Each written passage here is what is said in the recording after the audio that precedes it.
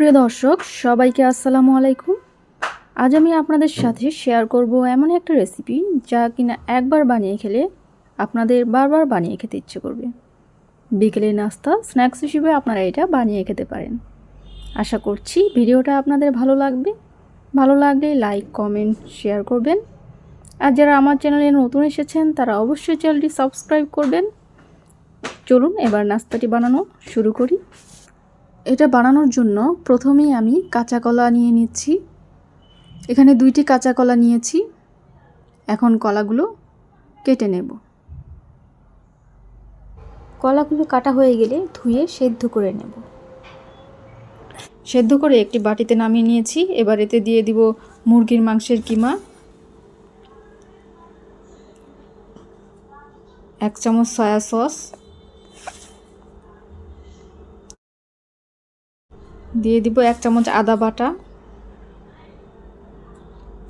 1 চামচ রসুন বাটা, 1 চামচ হলুদ গুঁড়ো,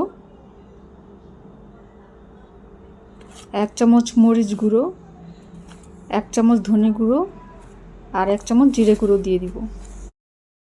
এখন দিয়ে দিব পেঁয়াজ কুচি, লবণ স্বাদ মতো দিয়ে দিব। দিয়ে দিব কিছু মরিচ কুচি।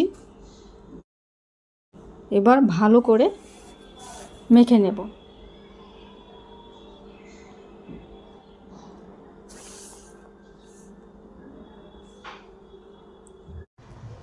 এবার লম্বালম্বি অথবা গোল গোল করে শেপ দিয়ে নিচ্ছি। আপনারা চাইলে যে কোনো ধরনের করে নিতে পারেন। আমি এখানে দুভাবেই করে দেখাচ্ছি। এভাবে বানানো হয়ে এলে ডিমে চুবিয়ে ব্রেড ক্রামে কোট করে নেব। সবগুলো এভাবে করে নেব।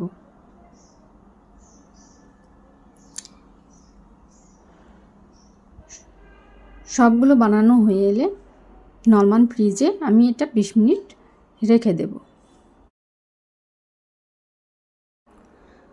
ফিরে এলাম 20 মিনিট পর। এবার ভাজার পালা। চুলায় প্যান বসিয়ে দিচ্ছি। প্যান গরম হয়ে এলে দিয়ে দিচ্ছি তেল।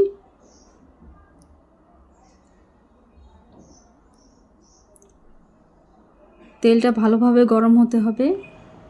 গরম না হলে হালকা নাড়াচাড়াতেই ভেঙে যেতে পারে। তেল গরম হয়ে এসেছে, এবার ভেজে নিচ্ছি।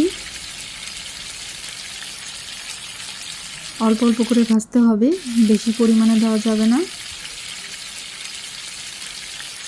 দেখুন এভাবে লালচে করে মুচমুচে করে ভেজে নেব।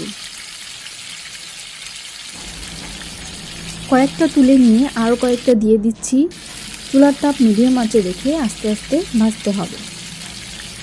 সবগুলো ভাজা হয়ে গেছে, এখন একটি একটি করে নামিয়ে নিচ্ছি। তৈরি হয়ে গেল কাঁচা কলা ও চিকেনের মজাদার রেসিপি, যা না খেলে বুঝতেই পারবেন না এটা খেতে কতটা মজা। এতক্ষণ যারা ভিডিওটি দেখলেন তাদের সবাইকে ধন্যবাদ। সবাই ভালো থাকবেন। আবার ফিরে আসবো অন্য কোনো দিন অন্য কোনো সুস্বাদু রেসিপি নিয়ে।